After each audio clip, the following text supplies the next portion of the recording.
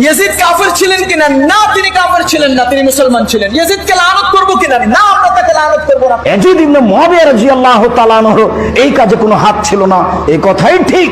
ইয়াজিদকেও আমরা খলিফা মনে করি, ইয়াজিদ তো কাফের না। আমরা অনেক সময় ইয়াজিদকে একেবারে কাফের পর্যন্ত বলে ফেলি। যখন ইয়াজিদের সামনে উপস্থিত করা হলো হোসেন রাদিয়াল্লাহু তাআলা আনহুর মাথা, ইয়াজিদ কাঁদতে থাকে। ইয়াজিদকে কাফের বলা এটা বিদাতিরা কাফের। ইয়াজিদ সম্পর্কে আমাদেরকে জানতে হবে জরুরি নাই। আমরা তাকে কাফেরও মনে করব না, যে ইয়াজিদের ব্যাপারে আমরা চুপ থাকবো। ইয়াজিদ ইবনে মুআবিয়া একজন সালেহ নেককার মানুষ, একজন ন্যায়পরায়ণ শাসক। তিনি প্রকাশ্যে মদ খেতেন, নামাজ পড়তেন না, এগুলো মিথ্যা। তিনি আমাদের দেশের রাজনৈতিক নেতাদের মতোই একজন শাসক ছিলেন।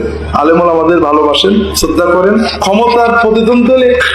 বিশ্বস্ত ইতিহাসগুলো বলে ইয়াজিদ এ বিষয়ে খুব দুঃখ প্রকাশ করেছে।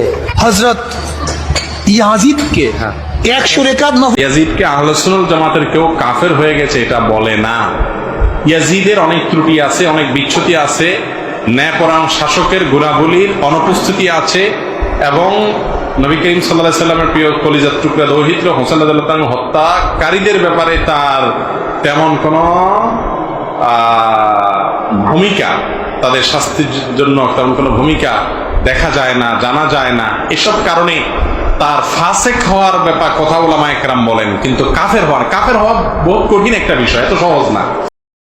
الصلاة والسلام عليك يا رسول الله، الصلاة والسلام عليك يا حبيب الله، الصلاة والسلام عليك يا شفيع المذنبين، الصلاة والسلام عليك يا رحمة للعالمين، اللهم صل على سيدنا محمد وعلى آله وأصحابه أجمعين. أعوذ بالله من الشيطان الرجيم، بسم الله الرحمن الرحيم، قل لا أسألكم عليه أجرا إلا المودة في القربى، صدق الله مولانا العظيم وصدق رسوله النبي الحبيب الكريم। আজকে শুহাদায়ে কারবালার মাস, হুসাইনি মুসলমানদের হৃদয়ে রক্তক্ষরণের মাস। নবীর গোলামদের, নবীর উম্মতদের, নবী প্রেমিকদের কাছে এই মাসটি বড় হৃদয় বেদনার, হৃদয় বিদারক। কারণ পৃথিবীর জমিনে, সৃষ্টি রুহে জমিনে বাবা আদম শফিউল্লাহ থেকে আজ পর্যন্ত এরকম কোনো ঘটনা ঘটে নাই যে একই পরিবারের 72 জনকে একই দিনে মুসলমান নামক এজিদি বাহিনীর হাতে, এজিদের হাতে কারবালার জমিনে প্রাণ দিতে হয়েছে, এরকম ঘটনা ঘটে নাই। সেখানে দুধের শিশু আলী আসগর রাদিয়াল্লাহু তাআলা আনহু ছিলেন, দুধের বাচ্চা, দুধের শিশু ছিলেন। ছোট ছোট ছেলেরা, ছোট ছোট বাচ্চারা, নূর, যারা সকলে আমার দয়াল নবীর বংশের সবাই বাচ্চা বাচ্চা নূর, সেই নূরের খণ্ডগুলি, সেই নূরগুলিকে কারবালার জমিনে বড় নির্মম ভাবে সেদিন শহীদ করা হয়েছে। 72 জনের বিরুদ্ধে 22,000 এজিদি বাহিনী সেখানে অংশ নিয়েছিল। তো আজকে আপনাদের সামনে আমাদের দেশের কিছু এজিদের উম্মত, এরা কোনোভাবেই, কোনো আঙ্গিকেই এটা নূর নবীর উম্মত হইতে পারে না, না, না। এরা কোনো অঙ্গিকেই, কোনো আঙ্গিকেই, কোনো ইসলামের কোন রকম কোন ফেকার কোন আইনে এরা রসুলের উম্মত হইতে পারে না। মুসলমান সমাজে জন্ম নিয়েছে বলে এরা মুসলমান, কিন্তু মুসলমানদেরকে আল্লাহ তাআলা এই জন্য কোরআনে বলছেন, ইয়া আইয়ুহাল্লাযীনা আমানু আমিনু, ঈমানওয়ালা ঈমান আনো। তাইলে ঈমানওয়ালাকে আল্লাহ বলতেছে ঈমান আনো। তাইলে বোঝা গেছে ওই মুসলমানের সমাজে থাকলেই সে মুসলমান হইতে পারে না, তাকে আবার ঈমান আনতে হয়। সে বিষয়ে পরে যাব। আল্লাহ রাব্বুল এখানে এই আয়াত আমি আপনাদের সম্মুখে এই যে উম্মত গুলাকে দেখলেন, যে এই উম্মত গুলাকে চিনবেন, চিনি রাখবেন আল্লাহর হস্তে, দ্বীনের জন্য, দ্বীন শিখার জন্য, দ্বীন জানার জন্য, দ্বীন বুঝার জন্য, দ্বীনের অনুসরণ করার জন্য এই উম্মতদেরকে অনুসরণ, এই এজিদের উম্মতদেরকে, এজিদের সন্তানগুলাকে আপনারা অনুসরণ করবেন না। যদি করেন তাইলে দুনিয়ায় যে যাকে ইমাম বানাবে, যে যার অনুসরণ করবে, কাল রোজে মাহশরে আপনাকে তাদের সাথে উঠতে হবে। ইয়াউমা নাদউ কুল্লা উনাসিম বিইমামিহিম, আমার আল্লাহ কোরআন মজিদে বলছেন ইয়াউমা, রোজে মাহশরে, ইয়াউমা নাদউ কুল্লা উনাসিম বিইমামিহিম, তোমাদেরকে আমি তোমাদের ইমামদের সাথে হাসরের ময়দানে উঠাবো। এই তুমি যার সাথে দুনিয়াতে চলবা, যাকে তুমি ইমাম বানাইবা, তার সাথেই তোমাকে কাল হাসরের ময়দানে আমি উঠাবো। কাজে এই সিদ্ধান্ত আপনাদের। আমরা দাওয়াত দিয়ে যাচ্ছি, কবুল করার মালিক। যদি কবুল করেন ভালো, কবুল না করলেও ভালো। অ্যাটলিস্ট দয়াল নবীজির দরবারে সেদিন গিয়ে বলতে পারবো ইয়া রাসূলুল্লাহ, হুসাইনের দরবারে গিয়ে বলতে পারবো ইয়া হুসাইন রাদিয়াল্লাহু তাআলা আনহু, আপনার কথা তো বলছিলাম, ওরা আসে নাই, তো আমাদেরকে মাফ করে দিন। অন্তত মাফ চাওয়ার উপযোগিতা হবো সেদিন। সেই জন্যই এই কথাগুলা বলা, কারোর সাথে ব্যক্তিগতভাবে কোনো শত্রুতা নাই। আপনারা যে যাকে আল্লাহ পাক বারবার বলছে ইয়া আইয়ুহাল্লাযীনা আমানু ইত্তাকুল্লাহ ওয়া কুনু মা'আস সাদিকিন, ঈমান আনছুনি, হে ঈমানদারেরা, আগে ঈমান আনছুনি, হয় ঈমান আনছি মালিক, ইত্তাকুল্লাহ, তাকওয়া অর্জন করো, ওয়া কুনু মা'আস সাদিকিন, যারা আমার বন্ধু তাকে লগে চলো, এর বাইরে যাইও না। সাদিক কারা? মিনান নাবিয়িনা ওয়া সিদ্দিকিনা ওয়া শুহাদায়ে ওয়া সালিহিন। এই ৬০ শ্রেণীর বাহিরে আল্লাহ রাব্বুল আলামিন কাউকে আল্লাহর বন্ধু সাদেক বান্দা বলেন নাই। সুতরাং এর বাহিরে যাদের সাথে চলতে যাবেন, বিপদে আপনারই হবে। আমার দয়াল নবীজি বিদায় হজের দিন আমার নবীজি সকলে জিজ্ঞেসেন যে আমি যার মাওলা, আলীও তার মাওলা, তোমরা কি সেটা কি মানো?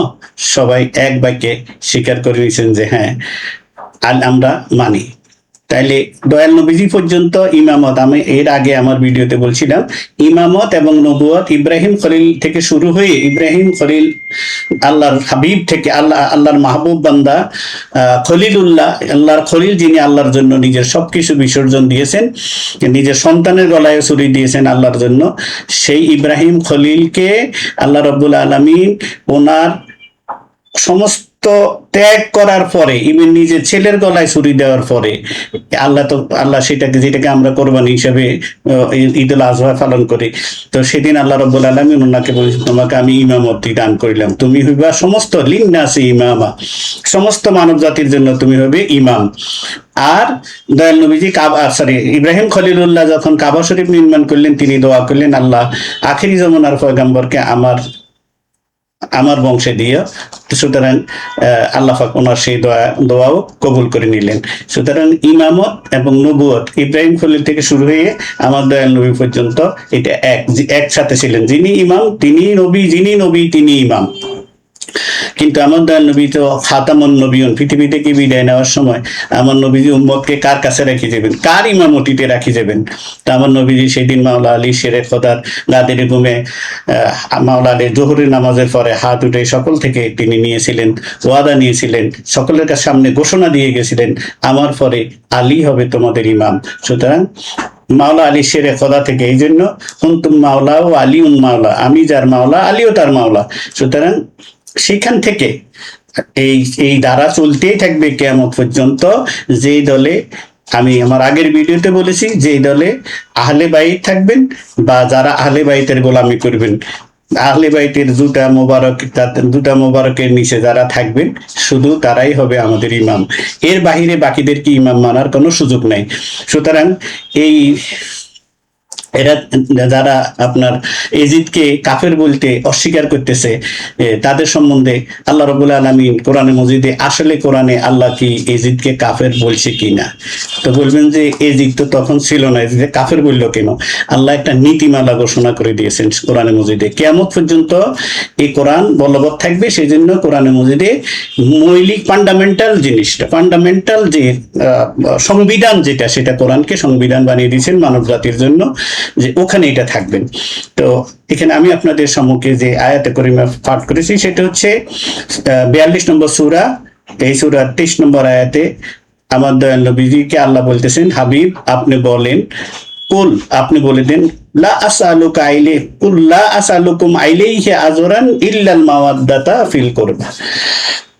আপনার উম্মতদেরকে বলেন তারা যেন আপনার কারণে, আপনার মা বাপদাতে, আপনার খাতিরে, আপনার দ্বীনের খাতিরে তারা যেন আপনার আওলাদদেরকে মহব্বত করে। আওলাদদেরকে মহব্বত মানে আওলাদদের গোলামি করে। তারা যেন আওলাদদের কদমে মোবারকেই থাকে, আওলাদদের কদম যেন না ছাড়ে, আওলাদের রসুলদেরকে যেন মাথায় করে রাখে।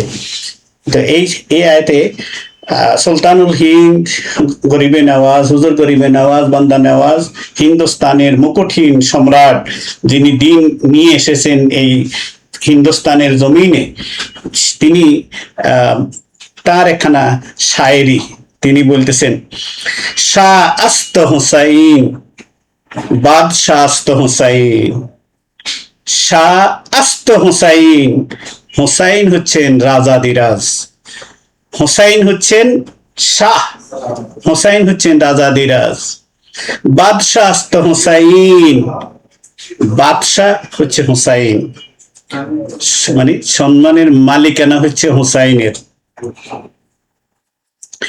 দিন আস্ত হুসাইন, দিন হলো হুসাইন, দিন ইসলাম হচ্ছে হুসাইন, হুসাইনের বাহিরে দিন নাই। সুতরাং যারা অন্যদেরকে ইমাম বানাই নিছেন, হোসাইনকে দোষী বানাইতেছেন, কারণ হোসাইন রাদিয়াল্লাহু, ওখানে দুইজন একত্রে দোষী হইতে পারে না, হয় হোসাইন রাদিয়াল্লাহু তাআলা আনহু দোষী, নইলে এজিদ দোষী। তো এজিদ যেহেতু দোষী না, এজিদের কোনো দোষ নাই, সুতরাং হোসাইন রাদিয়াল্লাহু তাআলা আনহু দোষী।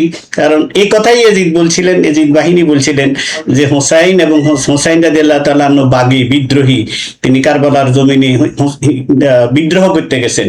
সেই জন্য ওই বাগীদেরকে যখন আমার নবীর আওলাদদেরকে নিয়ে যাওয়া হচ্ছে বন্দী অবস্থায়, তখন বলা হচ্ছে বাগী, মানে বিদ্রোহীদেরকে বলে নাই, নবীর আওলাদদেরকে বন্দী করা হচ্ছে, বন্দী করে নিয়ে যাওয়া হচ্ছে। সেই দিনে বলা হচ্ছে বাগী, বিদ্রোহীদেরকে নিয়ে যাওয়া হচ্ছে। তারা খেলাফতের বিরুদ্ধে, তারা কি বলে এজিদের বিরুদ্ধে বিদ্রোহ ঘোষণা করছে, সেই জন্য তাদেরকে বন্দী করে নিয়ে যাওয়া হচ্ছে। আপনারা কি ভাবতে পারেন ইমাম হুসাইন রাদিয়াল্লাহু তাআলা আনহুর শির মোবারক বল্লমের মাথায় করে নিয়ে যাওয়া হচ্ছে শামে, এজিদের দরবারে নিয়ে যাওয়া হচ্ছে কারবালার জমিন থেকে। কি হৃদয় বিদারক দৃশ্য! নবীর নাতি ইমাম হুসাইনের দেহ মোবারক তখনও কারবালার জমিনে পড়ে আছে, কিন্তু মাথা মোবারক নিয়ে গেছে। হায় রে মুসলমান রে, হায় রে দাড়ি টুপি পাগড়িওয়ালা রে, নালত তোদের উপরে, কিভাবে এজিদের প্রশংসা করস, কিভাবে তোরা এজিদের পক্ষ নেস। যদি তোর বাপ, তোর মা, তোর ভাই কাউকে যদি এরকম নিয়ে যাইতে যাওয়া হতো, তোমার বাবাকে যদি এরকম কেউ করতো, তোমার ভাইকে যদি কেউ কখনো করতো, জিন্দিগিতে তুমি কখনো বংশ পরস্পরায় কখনো তুমি ওই লোকের বা ওই বংশের লোকদের প্রশংসা করতে না, সারা জীবন তুমি শত্রুতা পোষণ করতে। আজকে নবীর আওলাদদেরকে এইভাবে বন্দী করে নিয়ে যাওয়া হচ্ছে, যাদেরকে চাঁদ সুরজ কখনো দেখে নাই, সেই নবীর আওলাদদের, নবীর কলিজার টুকরাদেরকে যখন বন্দী অবস্থায় নিয়ে যাওয়া হচ্ছে, বেআব্রু করে নিয়ে যাওয়া হচ্ছে, ছোট্ট শিশু সকিনাকেও যখন বন্দী করে নিয়ে যাওয়া হচ্ছে, ছোট্ট শিশু ফাতেমাকেও যখন বন্দী করে নিয়ে যাওয়া হচ্ছে, অসুস্থ আলী আসগর রাদিয়াল্লাহু তাআলা আনহুকে একমাত্র পুরুষ সদস্য হিসেবে তিনি বেঁচে ছিলেন, কারণ তিনি সেদিন অসুস্থ ছিলেন, অসুস্থ বলে ওনাকে রেহাই দিয়েছেন। তো সেই দিন তিনি অসুস্থ অবস্থায়, এই অসুস্থ মানুষটাকেও রেহাই দেয় নাই, বন্দি করে নিয়ে যাওয়া হয়েছে, বন্দি করে হাতে পায়ে শিকল দিয়ে তাদেরকে কারবালার জমিন থেকে নেওয়া হয়েছে। আর যারা শহীদ হয়েছেন কারবালার জমিনে, তাদের দেহ ক্ষত বিক্ষত অবস্থায় কারবালার জমিনে ছড়াই ছিটি পড়েছিল। তো সেই জন্য কবি নীল সিয়া আসমান, লালে লাল দুনিয়া আম্মা, লাল তেরি খুন কিয়া খুনিয়া, কাঁদে কনটন দোষী কারবালা ফোরাতে, সেই কাঁদনে আশুয়ানি সীমারের সরাতে। সীমারের ছুরিতেও অশ্রু আসছে, তোমাদের মনে অশ্রু আসে নাই। হায় রে মুসলমান রে! তো আমার গরিবে নওয়াজ আল হাসানি ওয়াল হুসাইনি রাদিয়াল্লাহু তাআলা আনহু, হুজুর গরিবে নওয়াজ বলতেছে, বাদশাহ আস্ত হুসাইন, দিন আস্ত হুসাইন, দিনই হচ্ছে হুসাইন, দিন ফানা আস্ত হুসাইন, হুসাইন হচ্ছেন দিনের ফানা। হুসাইনের কাছে গেলেই দিনের, হুসাইনের কাছে দিন আশ্রয় নিয়েছে। সুতরাং দিন পাইতে হলে হুসাইনের কাছে যাইতে হবে। হুসাইনি দিন, হুসাইনের কাছেই দিন, হুসাইন নিজেই দিন, হুসাইনের কাছে আছে দিন। হুসাইন থেকে দূরে গেলে তোমার আর দিন নাই। একথা আমি বলিনি, একথা হুজুর গরিবে নওয়াজ বলতেছে। দিন আস্ত হোসাইন, দিন ফানা আস্ত হোসাইন। সারদাদ মাথা দেন, সারদাদ মাথা দিলেন না তিনি। নাদাদাস্ত দারদাস্তে ইয়াজিদ, ইয়াজিদের হাতে সারদাদ তিনি মাথা দিয়েছেন, কল্লা দিয়েছেন, গর্দান দিয়েছেন। নাদাদাস্ত দারদাস্তে ইয়াজিদ, ইয়াজিদের হাতে বয়াত হন নাই, হাত দেন নাই। অসত্যের কাছে, মিথ্যার কাছে, জুলুমের কাছে ইমাম হুসাইন নত স্বীকার করে নাই। আজ থেকে কারবালার জমিন থেকে কেয়ামতের ময়দান, কেয়ামত পর্যন্ত, কেয়ামতের পূর্ব মুহূর্ত পর্যন্ত যে অন্যায়ের বিরুদ্ধে রুখে দাঁড়াবে, যে জুলুমের বিরুদ্ধে রুখে দাঁড়াবে, যে তখ্তের বিরুদ্ধে, সিংহাসনের বিরুদ্ধে যে রুখে দাঁড়াবে, তার আদর্শ হচ্ছে ইমাম হুসাইন রাদিয়াল্লাহু তাআলা আনহু। সেই জন্য আমার নবীজি বলছেন যে হুসাইন মিন্নি আনা মিন হুসাইন, আমি হুসাইনকে ফাতেমার কোল থেকে কারবালার জমিন পর্যন্ত তৈরি করে দিয়েছি, আর হুসাইন কারবালার জমিন থেকে কিয়ামত পর্যন্ত আমি মুস্তাফার দিনকে নিয়ে যাবে। সুতরাং এই জন্য নবীজি বলছেন যে হুসাইন, আমি হুসাইন থেকে, মানে হুজুরের দিন হুসাইন থেকে, দিন ইসলাম হুসাইন থেকে যাবেন। সে কথাই গরিবে নওয়াজ বলতেছে যে দিন আস্ত হুসাইন, দিন ফানা আস্ত হুসাইন। নাদাদাস দারদাস্তে ইয়াজিদ, ইয়াজিদের হাতে হাত দেয় নাই কিন্তু গর্দান দিয়েছেন। হাক্কা সত্যি, বিনা লা ইলাহা ইল্লাল্লাহ আস্ত হুসাইন, ইয়া হুসাইন, ইয়া হুসাইন, ইয়া হুসাইন, ইয়া হুসাইন। আমার হুসাইন রাদিয়াল্লাহু তাআলা আনহু মা ফাতেমার কলিজার টুকরা, যিনি আমার নবীজির বুকে সিনা মোবারকে চড়ে বড় হয়েছেন। আমার নবীজি যার কণ্ঠ মোবারকে চুমা দিয়েছেন, যার ললাটে চুমা দিয়েছেন, সে হুসাইন রাদিয়াল্লাহু তাআলা আনহুকে লম্পট এজিদে বাহিনী, তারা কিন্তু কাফের ছিল না সেদিন, ঘটনার পরে সকলেই কাফের হয়ে গেছেন। এখন গরিবে নওয়াজ যিনি দিন নিয়ে আসছেন, তিনি আমাদেরকে এই শিক্ষা দিয়ে গেছেন, দিন আস্ত হুসাইন, দিন ফানা আস্ত হুসাইন। হুসাইনে দিন, দিনে হুসাইন, হুসাইনে দিন, দিনে হুসাইন। হুসাইন থেকে বের হয়ে যাবা, তোমার কাছে আর দিন ইসলাম নাই, তোমার কাছে আছে ওই যে বাড়িওয়ালা ইসলাম, বাড়িওয়ালা যে বাড়িওয়ালা আরেক দিন ইসলাম, একজন প্রতারক ইসলাম আছে। তো এজিদের উম্মতদেরকে বলি, এজিদ তোমাদের কাছে এত প্রিয় হওয়ার কারণ কি বুঝতেছি না। তো এজিদ তোমাদেরকে কি করেছে? হ্যাঁ, এজিদ তোমাদেরকে করেছে এটা, মোসাদের হয়ে তোমরা এই দেশে আকার আমার দয়াল নবীর ধর্মের উপরে ক্ষত বিক্ষত করতেছে। তোমরা মোসাদের টাকা নিয়ে, ইসরায়েলের টাকা নিয়ে তোমরা এই জমিনকে কলঙ্কিত করতেছ। একদিন প্রমাণ হয়ে যাবে, এই জাতি বুঝবে যে তোমরা কেউ মুসলমান ছিলে না, তোমরা কেউ দিন ইসলামের কেউ ছিলে না, তোমরা ছিলা মূলত মোসাদের এজেন্ট। দেখি এজিদকে নাকি কেউ কাফের বলে নাই, কোন ইমাম নাকি কাফের বলে নাই। যেই ইমাম এজিদকে কাফের বলে নাই সে তো ইমামই হইতে পারে না। যিনি ইমাম এজিদকে কাফের বলবে না সে তো ইমামে না, তাকে তো আমরা ইমাম মানিই না। দেখি আমার আল্লাহ কি এজিদকে কাফের বলছে কিনা। আমার আল্লাহ এজিদকে যদি কাফের বলে, যেটা কোরআনের নস দ্বারা প্রমাণিত, সেটা একজন ইমামে বুঝবে না, এটা হইতেই পারে না। সুতরাং যদি কেউ না বুঝে, তাহলে বুঝতে হইব যে সে এজিদি, সে হুসাইনি না। যে হুসাইনি তিনি ইমাম হবেন এবং তিনি এটা ফতোয়া দিবেন, তিনি বলবেন, কারণ তিনি তিনার থেকে তো বলবেন না, তিনি আল্লাহর কথা বলবেন। এখন আল্লাহ পাক কি বলতেছে সূরা আযাবে, সেইটা কাফের কিনা।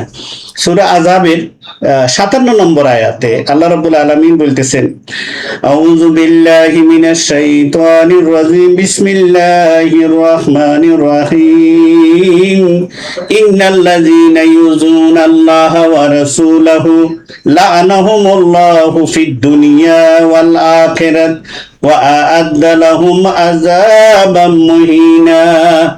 আমার আল্লাহ বলতেছে, যারা আল্লাহ এবং আল্লাহর রাসূলকে কষ্ট দেয়, ইন্নাল্লাযীনা ইউযুনাল্লাহা ওয়া রাসূলাহু, আল্লাহ এবং আল্লাহর রাসূলকে কষ্ট দেয়, তাইলে আল্লাহকে কষ্ট কেমনে দিল? আল্লাহকে আমার রাসূলকে কষ্ট দিলে সেটাই আমার কষ্ট। আল্লাহকে পাইব কোথায় কষ্ট দিতে? আল্লাহর কি হাত আছে এখানে? আল্লাহর পা আছে যে আল্লাহর হাতে সিমটি দিমু, আল্লাহর পায়ে খামটি দিমু, আল্লাহরে কষ্ট দিমু? আল্লাহকে কি দেখা যায়? আল্লাহকে কি ধরা যায়? তা আল্লাহরে কষ্ট দিব কেমনে? আল্লাহ কয় না, যিনি আমার মাঝহার, আমার প্রকাশস্থল, সেটা হচ্ছে আমার হাবিব। আমি মুস্তফা আয়না এ জিল্লে খোদা আস্ত মোনা কসদর ওয়ায়ে হাম খোয়ে খোদা আস্ত। মুসনবী শরীফে মাওলানা জালালউদ্দিন রুমি বলতেছে যে মুহাম্মদুর রাসূলুল্লাহ সাল্লাল্লাহু আলাইহি সাল্লাম হচ্ছেন খোদা দর্শনের আয়না। খোদার 99 নামের প্রতিচ্ছবি হচ্ছে মুহাম্মদুর রাসূলুল্লাহ, আমাদের আকা, আমাদের দয়াল নবী, প্রিয় নবী, রহমতুল লিল আলামিন। আমাদের আমরা ধন্য যে আমরা ওনার উম্মত হয়েছি। আল্লাহ পাক বলতেছে যে আমার বন্ধুরে খোঁচা দিলে সেটা আমাকে দেওয়া হয়েছে, আমার বন্ধুরে কষ্ট দিলে সেটা আমাকে কষ্ট দেওয়া হয়েছে। তো যারা আমার বন্ধুকে কষ্ট দেয় তারা হয়েছে কি, লানাহুমুল্লাহু ফিদ দুনিয়া ওয়াল আখিরাত, তাদের উপর লানত বর্ষিত হোক দুনিয়ায় এবং আখিরাতে। তারা লানত, তাদের হলো লানতুল্লাহ। সুতরাং এজিদ হচ্ছে লানতুল্লাহ, এজিদের অনুসারীরা হচ্ছে লানতুল্লাহ। কেননা তারা আমার নবীকে কষ্ট দিয়েছেন। যারা নবীকে কষ্ট দেয় মূলত তারা আল্লাহকে কষ্ট দেয়।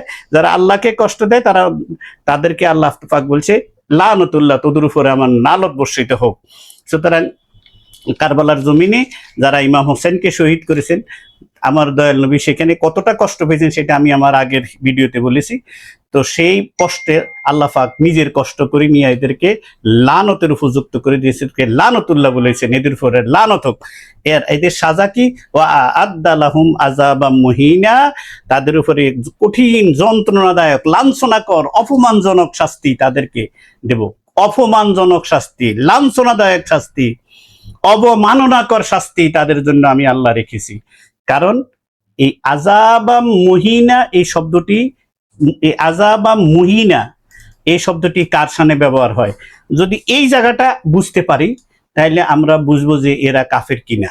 কারণ শাস্তিটা আল্লাহ কার জন্য রেখেছেন। আমরা চলে যাই সূরা বাকারার 90 নম্বর আয়াতে আল্লাহ পাক বলতেছে, বিসমিল্লাহির রহমানির রহিম ওয়ালিল কাফিরিনা আযাবাম মুহিনা। আমি কাফেরদের জন্য লাঞ্ছনাদায়ক শাস্তি রেখেছি। এই আযাবাম মুহিনা, এই আযাবাম মুহিনা শব্দটি যেখানে ব্যবহার হবে সেই সম্প্রদায়ের নাম হবে কাফের, সেই ব্যক্তি হবে কাফের। সুতরাং আল্লাহ পাক ওই আয়াতে বলছে আযাবাম মুহিনা, 57 নম্বর আয়াতে সূরা আযাবের, যে আল্লাহ এবং রসুলকে কষ্ট দেয় তার জন্য আযাবাম মুহিনা, তাইলে সে এই আয়াতের দ্বারা প্রমাণ হয় যে তারা হচ্ছে কাফের। সুতরাং তাদেরকে কাফের বলা যাবে না, এইটা যে বলবে সে তো আল্লাহর কোরআনকে অস্বীকারী হয়ে যাবে। যে আল্লাহর কোরআনের অস্বীকারী সে মুসলমান থাকে কেমনে? কোরআনের একটা জের জবর অস্বীকার করলে কাফের হয়ে যায়। সুতরাং এত বড় আয়াতে করিমা কিভাবে অস্বীকার করবে?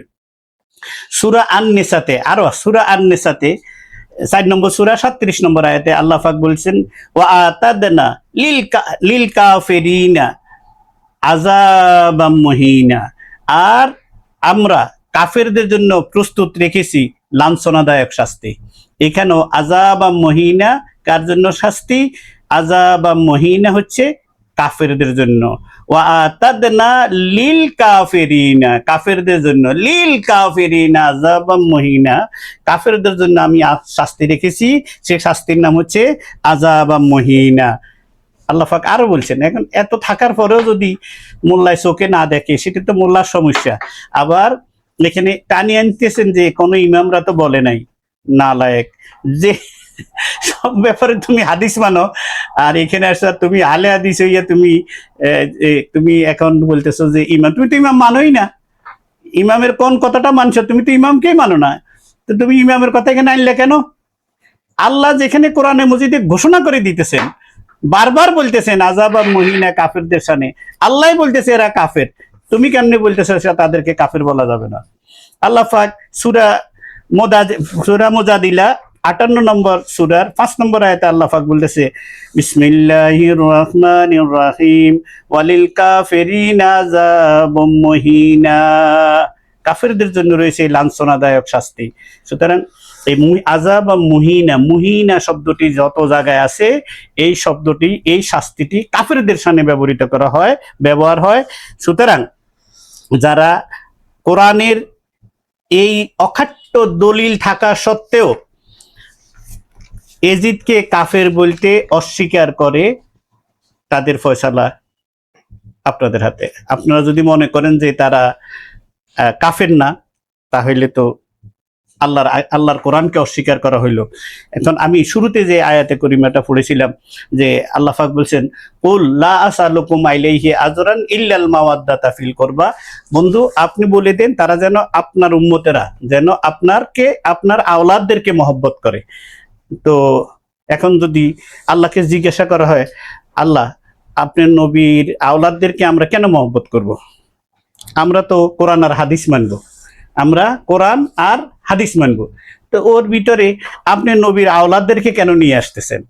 আমার আল্লাহ কয়, আমার নবীর আওলাদদেরকে মানবা, মহব্বত করিবা, তাদের আনুগত্য করিবা, তাদের কদমের কাছে এই জন্য থাকবা, তাদের প্রতি এহসান নয়, এটা তোমাদের জন্য এহসান। কারণ তাদের সঙ্গে থাকলে তোমার ইমানও বাঁচবে, তোমার আমলও বাঁচবে, তুমি দিন পাবে, কারণ দিন আমার আহলে বাইতের কাছে। সেই জন্য হুজুর গরিবে নামাজ বলছেন দিন আস্ত হুসাইন, দিন ফানা আস্ত হুসাইন, এইটা হচ্ছে মূল নীতিমালা। দিন আস্ত হুসাইন, দিন ফানা আস্ত হুসাইন। আমার আল্লাহ সেই কথাই কোরআনে মজিদে বলে দিয়েছেন, বন্ধু আপনি তো কষ্ট করি আপনার এই 23 বছরের নবুয়তি দায়িত্ব পালনকালে আপনি উহুদের ময়দানে দন্দন মোবারক শহীদ করে আপনি, আপনার সারা শরীর রক্তে রঞ্জিত হয়ে গেছে তায়েফের জমিনে, আপনি জীবনে 8টা বড় বড় যুদ্ধের সেনাপতিত্ব করেছেন, আপনি হাজারো শহীদের রক্তের বিনিময়ে, শহীদের উহুদের শহীদ, বদরের শহীদদের রক্তের বিনিময়ে, আরো কত শহীদের রক্তের বিনিময়ে আপনি যে দিন কায়েম করেছেন, সেই দিনের যারা আশ্রয় নিবে, সেই দিনকে যারা গ্রহণ করবে, তারা যেন সহি সালামতে দিনের আশ্রয় থাকতে পারে, সেজন্য আমি আল্লাহ একটা ব্যবস্থা করে দিয়েছি যে তারা যেন কি করে, আপনার আওলাদদেরকে মহব্বত করে, তাদের আনুগত্য করে, তাদের সাথে থাকে। এখন আপনি কি আওলাদদের আল্লাহর হুকুম পালন করে নবীর আওলাদদের কাতারে থাকবেন, নবীর আওলাদদের কদমে থাকবেন, না আপনি এজিদের কাতারে যাবেন? সিদ্ধান্ত আপনার, বাঙ্গ মুসলমান, এটা আপনার দায়িত্ব, আপনি চিন্তা করবেন। আল্লাহ কোরআনে মজিদে সবকিছু বলে দিয়েছেন। আমার নবীজি বলছেন, বিদায় হজ করে যাওয়ার সময় আমার নবীজি বলছেন, আমি তোমাদের কাছে 2টো জিনিস রেখে যাচ্ছি, 1 আল্লাহর কোরআন, 2 আমার আহলে বাইত। 1 আল্লাহর কোরআন, 2 এক হচ্ছে কিতাবুল্লাহ আল্লাহর কোরআন, 2 আমার আহলে বাইত। ইয়া রাসূলুল্লাহ আপনার আহলে বাইতকে কেন রেখে গেলেন? আমার নবীজি বলতেছেন, ওই যে কোরআন যেটা রাখলাম সেটা তোমরা বুঝবে না, সেটা আমার আহলে বাইত হচ্ছে সেটার বাহক। সুতরাং কোরআন বুঝতে গেলে, কোরআন জানতে গেলে, কোরআন থেকে নিতে গেলে, কোরআন যদি আপনি যদি কোরআন থেকে হেদায়েত পাইতে চান, তাইলে নবীর আওলাদদের কাছে যেতেই হবে, এর বাহিরে যাওয়ার আর কোনো সুযোগ নাই। এর বাহিরে গেলে আপনি এজিদি মুসলমান। যেমন কারবালার জমিনে 2 ভাগ হয়ে গেছেন, সেখানে 7000 ছিল আপনার হাফেজে কোরআন, 40,000 ছিল মুফতি। আচ্ছা হাফেজ মুফতি বাদ দেন, সব তো মুসলমানই ছিল। তো সেই মুসলমানরা 22,000 হইয়া 72 জনের বিরুদ্ধে, তারাও নামাজ পড়েছে, সেখানেও একামত হয়েছে, সেখানেও আজান হয়েছে, কিন্তু সেখানে তারা নামাজে পড়ছে আসসালামু আলাইকা আইয়ুহান নবী ওয়া রাহমাতুল্লাহি ওয়া বারাকাতুহু, আসসালামু আলাইনা ওয়া আলা ইবাদিল্লাহিস সালিহিন পড়ছে, ঠিক আছে, আশহাদু আল্লা ইলাহা ইল্লাল্লাহ আশহাদু আন্না মুহাম্মাদান আবদুহু ওয়া রাসূলুহু, তারাও পড়ছে। কিন্তু নবীর আওলাদের উপরে দুরূদ পড়ছে, নামাজের মধ্যে ওয়াজিব করে দিয়েছেন, কিন্তু হেদায়েত তাদের ভাগ্যে আসে নাই। সুতরাং আজকে আমি যে ইয়াজিদের যে আওলাদদেরকে দেখাইলাম, আপনারা সেই আওলাদদের থেকে সাবধান থাকবেন। এবং যেহেতু এটা ইমানের প্রশ্ন, সেহেতু আমি আমার আল্লাহ পাক আমি গুনাহগার মানুষ, আমাকে যতটুকু জ্ঞান দিয়েছে আমি আমার দায়িত্ব পালন করেছি। ব্যক্তিগতভাবে কারোর সাথে আমার শত্রুতা নাই। আমার হচ্ছে দ্বীনের ব্যাপারে যারাই জাতিকে গোমরা করবে, যারা জাতিকে দিন থেকে দূরে সরিয়ে নেবে, যারা এই রসুলের পাক এবং রসুলের আওলাদ থেকে আমাদেরকে দূরে সরিয়ে নিয়ে যাবে, তাদের বিরুদ্ধে ইনশাআল্লাহ আল্লাহ পাক তৌফিক দিলে আমরা কথা বলতেই থাকবো যতক্ষণ এই জীবন আছে। আল্লাহ পাক আমাদের সবাইকে বোঝার তৌফিক দান করুন। ওমা আইলাইনা ইল্লাল বালাগুল মুবিন। আসসালামু আলাইকুম ওয়া রাহমাতুল্লাহি ওয়া বারাকাতুহু। Subscribe our channel and follow our Facebook page.